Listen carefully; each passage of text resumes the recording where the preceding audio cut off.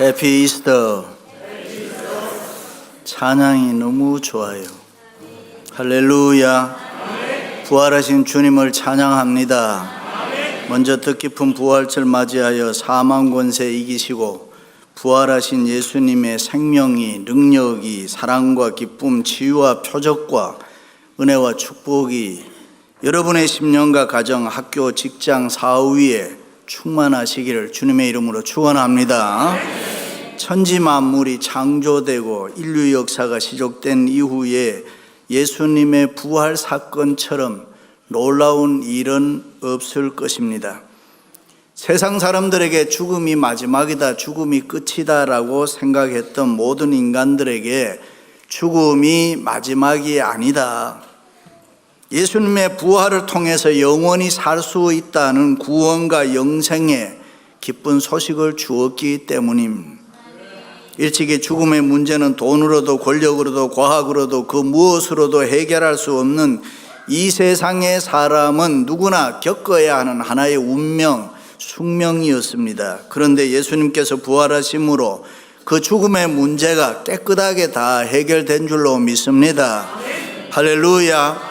원래 이 세상은 아담 하와의 범죄로 말미암아 눈물과 슬픔이 있고 낙심과 절망, 질병과 고통, 실패와 좌절, 죄악과 어두움으로 소망이 없었는데 예수님의 부활이 있으므로 믿는 우리들에게는 변화가 일어나고 신분이 달라지고 소망이 생겨난 줄로 믿습니다. 할렐루야. 문둥병자에 대한 책에 보면은 요즘은 한센병, 나병이라고 합니다. 어느 날 석가모니 제자가 선생님, 저 문둥병자는 어떻게 해서 저렇게 태어났습니까? 했더니 석가모니는 저 사람은 전생에 큰 죄를 지어서 저렇게 태어났다. 불교에서 말하는 윤회설로 이야기했습니다.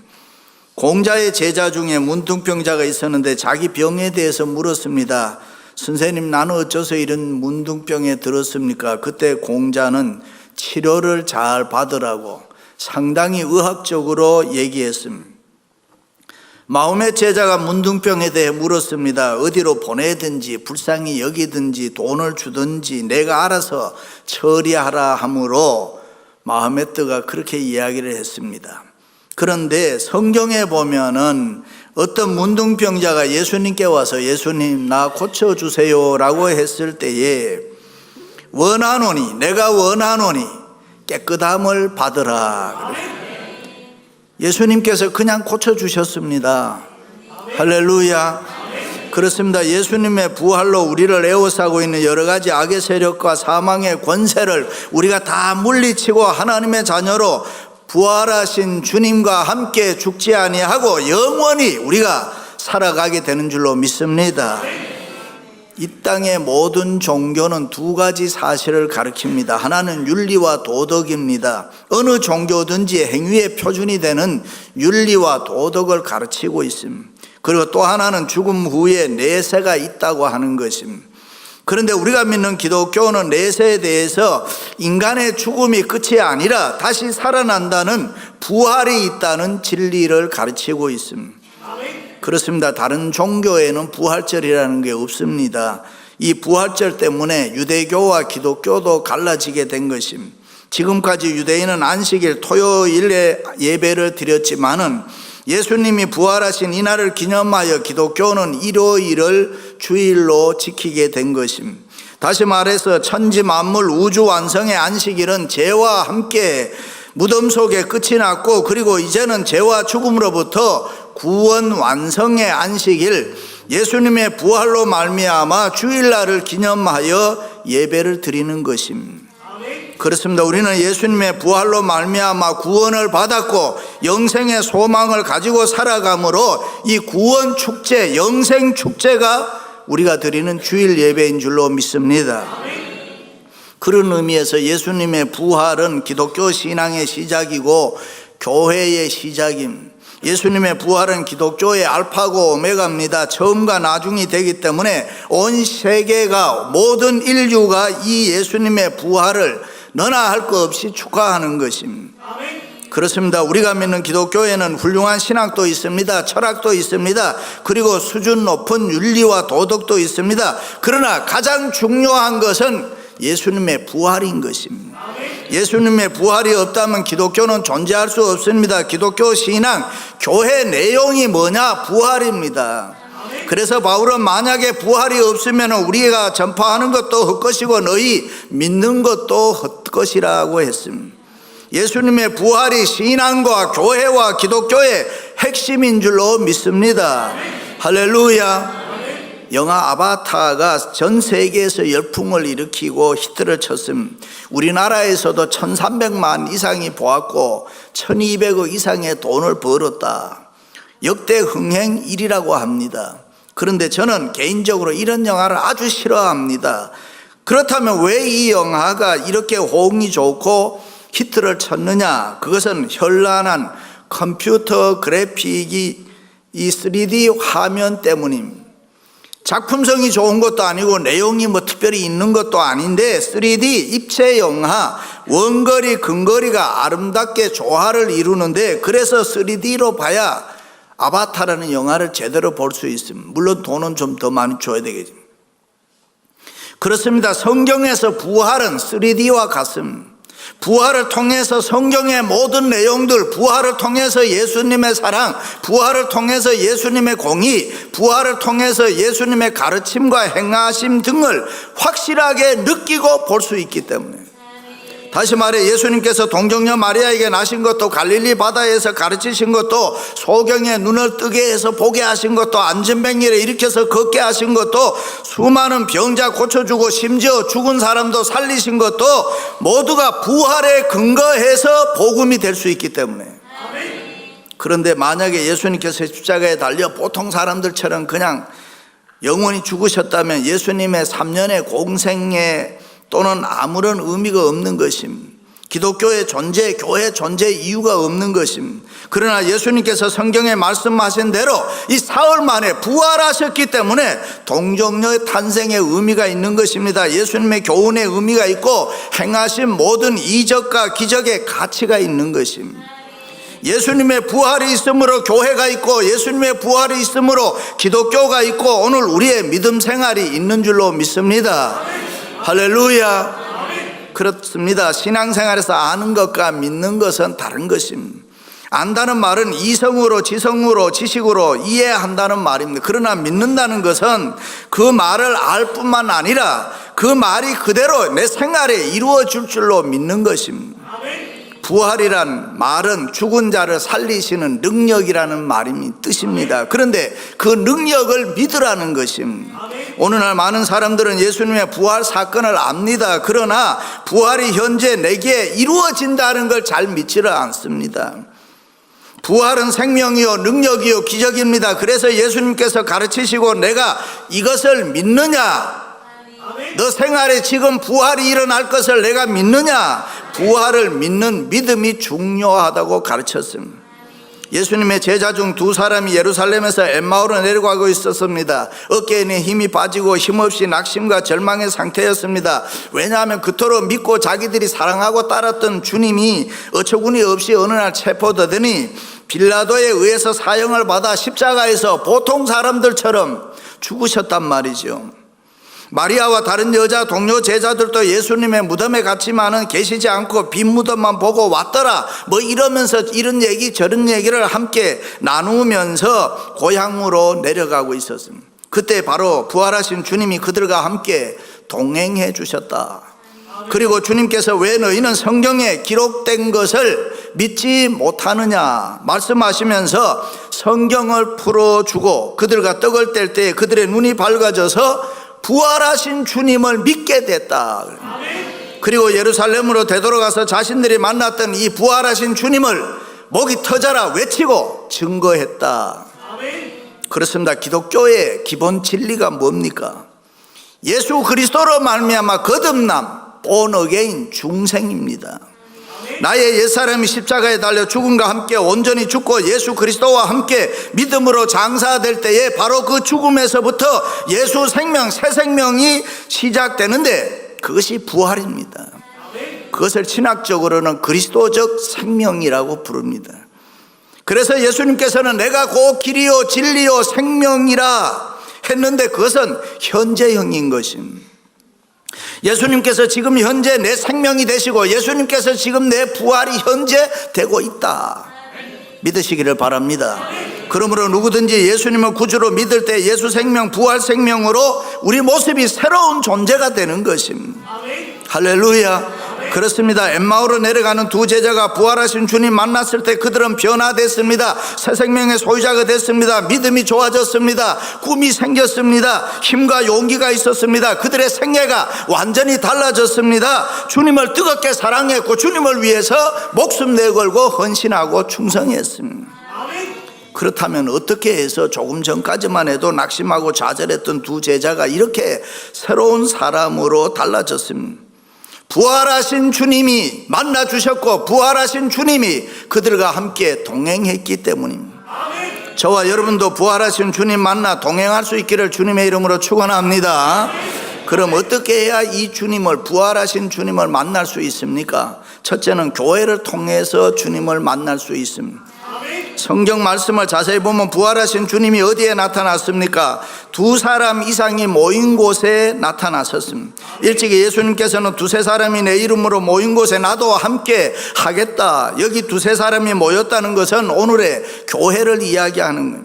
부활하신 주님은 그의 몸인 이 교회에 나타나셨습니다. 부활하신 주님은 교회인 12제자 사도들, 모든 사도들 500 형제들에게 나타나셨다. 그러므로 누구든지 교회에 오면 부활하신 주님 만날 줄로 믿습니다.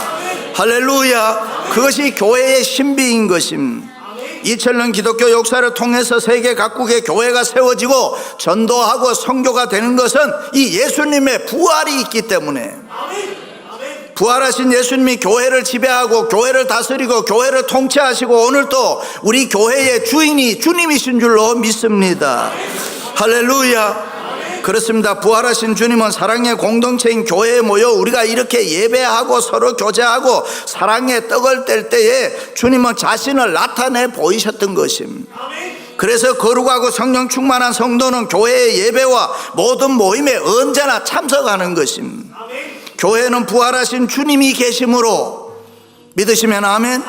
성교회 초장, 목장, 여러 교회 모임에 참석하는 것을 좋아하고 즐거워합니다. 왜요? 부활하신 주님이 계시니까.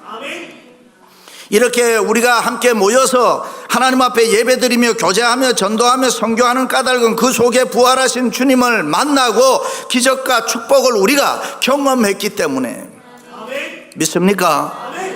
오늘 미국이 잘 살고 세계적인 강대국이 된 것은 청교도 신앙 때문이라는 거 이야기합니다.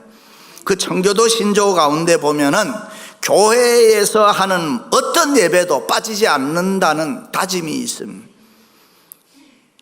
그런데 교회 생활을 하다 보면은 어떤 경우는 교회에서 하는 여러 가지 모임에 갔을 때 상처를 받는 경우가 있습니다. 요즘은 현대 문명의 발달로 인터넷, 스마트폰, 또 카톡 등 상처받을 일이 더 많아졌고 많은 사람들이 더 예민해졌습니다. 그렇다면 어떻게 해야 합니까? 멀리 가려면 함께 가라는 책에 보면은 옛날에도 인터넷도 없고 스탁도 없고 증권도 없고 현대 문명이 별로 발달하지 아니하고 그저 밥 세 끼 먹고 사는 그때도 사람들은 상처를 받고 마음이 아파 눈물을 흘릴 때가 있었다. 그런데 어떻게 그 힘든 가정을, 아픈 가정을 견뎌냈느냐? 내 곁에 있는 사람 때문에 나는 견딜 수 있었다고 하면서 그 책에 보면 사람 때문에 상처받는 것도 사실이지만은 그것을 치유하는 것도 사람이다. 상처를 치유하는 여러분들 되시기를 바랍니다. 그렇습니다. 부활의 신앙으로 사는 사람은 달라져야 됩니다. 변화되어야 됩니다. 내 사고의 패러다임이 바뀌어야 되는 것입니다.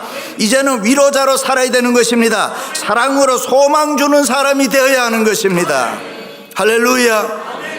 저희 교회는 비율로 보면은 남자 성도들이 많습니다. 그러나 보통 교회는 가면 여자들이 훨씬 많습니다. 왜 혼자 나옵니까? 남편 데리고 나오세요 하면 대개가 아이고 그 사람은 내가 더 잘 압니다. 아무리 말을 해도 소용이 없습니다. 고집이 벽창호입니다. 그러면서 그냥 포기해버림. 교회를 데리고 나올 생각을 하지 않습니다. 그래도 됩니까? 아닙니다. 소망 가지고 될 때까지 기도하면서 믿음으로 전도해야 되고 교회 데리고 나와야 됩니다.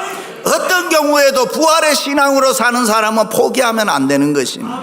그래서 영혼이 구원받고 하나님의 자녀로 기쁨과 즐거움이 회복되고 부활하신 주님과 함께 승리의 삶을 살도록 우리가 해 주어야 할 줄로 믿습니다. 할렐루야. 두 번째는 말씀을 통해서 부활하신 주님을 만날 수 있습니다. 두 제자가 엠마오로 내려가고 있을 때 갑자기 이상한 사람이 나타나서 뭐 했느냐? 성경 해석해 주었습니다. 나중에 제자들의 고백을 들어보면 그들이 부활하신 주님이 우리에게 성경을 풀어주실 때 우리 속에 마음이 뜨겁지 아니하더냐? 하나님의 말씀을 들을 때 그때 마음이 뜨거워지고 눈이 밝아졌는데 그때 주님 만나고 그들은 깜짝 놀랐다. 지금까지 자기들과 함께 동행하며 말씀을 풀어주신 분이 아하 바로 부활하신 주님이었구나. 그러니까 부활하신 주님이 우리를 먼저 찾아오셨다는 겁니다. 소망 잃어버리고 힘없이 걸어가고 있는데 부활하신 주님이 우리를 먼저 찾아오셨다. 주님이 우리를 먼저 찾아오셨다는 것은 신학적으로 아주 중요합니다. 그래서 성경도 하나님이 세상을 이처럼 사랑하사 우리가 사랑하면 그가 먼저 우리를 사랑하셨습니다. 그래요. 우리가 주님 사랑하고 서로 사랑할 수 있는 것은 부활하신 주님이 먼저 우리를 사랑해 주셨다. 믿으시면 아멘. 그렇습니다. 은혜와 축복의 주체는 언제나 부활하신 주님이, 이 모든 말씀들은 구원의 주도권이 내가 아니고 부활하신 주님이 주도권을 가지고 있다. 은혜와 사랑의 주도권이 우리 인간에게 있는 것이 아니라 부활하신 주님이 가지고 계신다.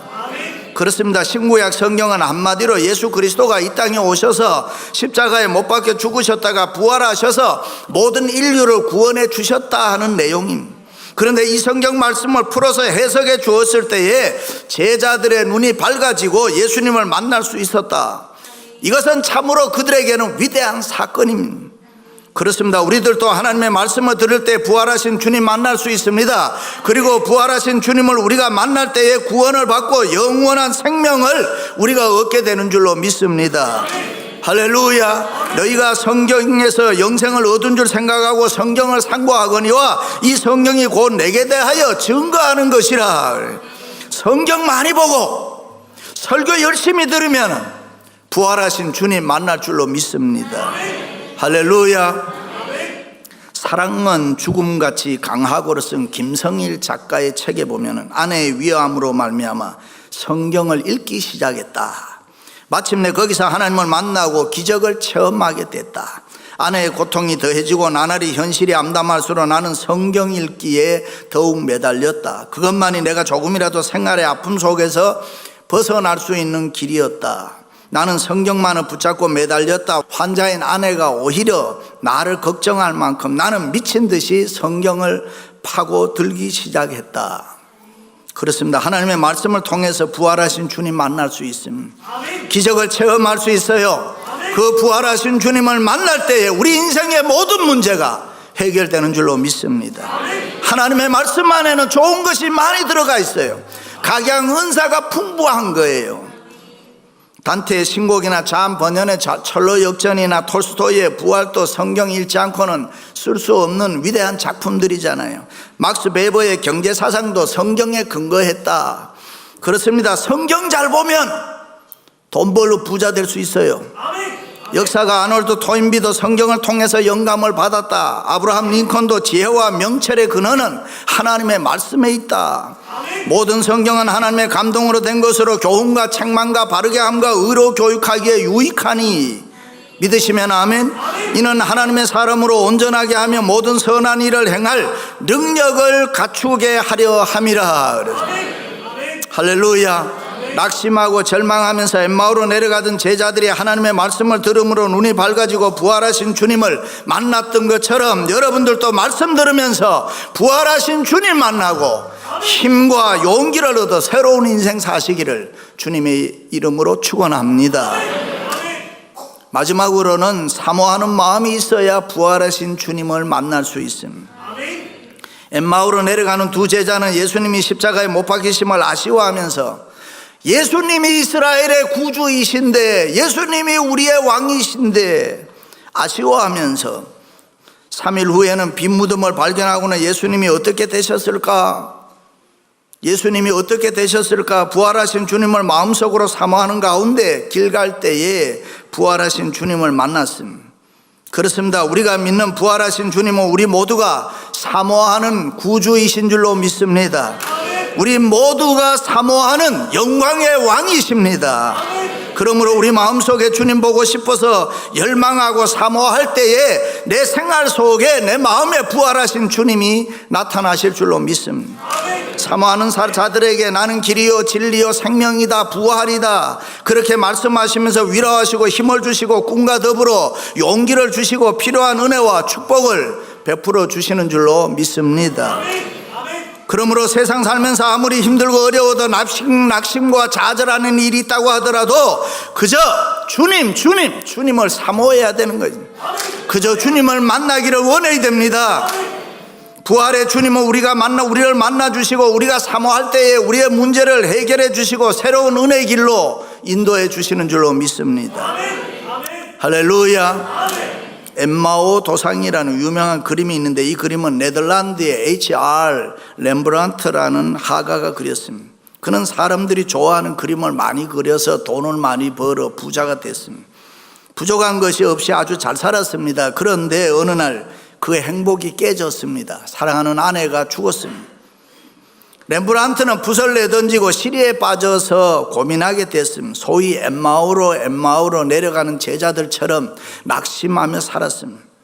그러던 어느 날 주님을 사모하게 됩니다. 주님 나를 도와주옵소서. 주님이 계시면 말씀 좀 하세요. 그리고 부활하신 주님을 만나게 되고 죽음이 마지막이 아니라는 사실을 깨닫게 됩니다. 그리고 그린 그림이 나이트 워치, 야경이라는 그림입니다. 이 그림이 암스테르담 박물관에 전시되어 있는데 많은 사람들이 그 값을 물어보았어요. 그러나 그는 이 그림은 아내의 죽음을 통해서 참 생명, 부활이 무엇인가를 체험하면서 그린 그림이기 때문에 값으로 평가할 수 없다는 것입니다.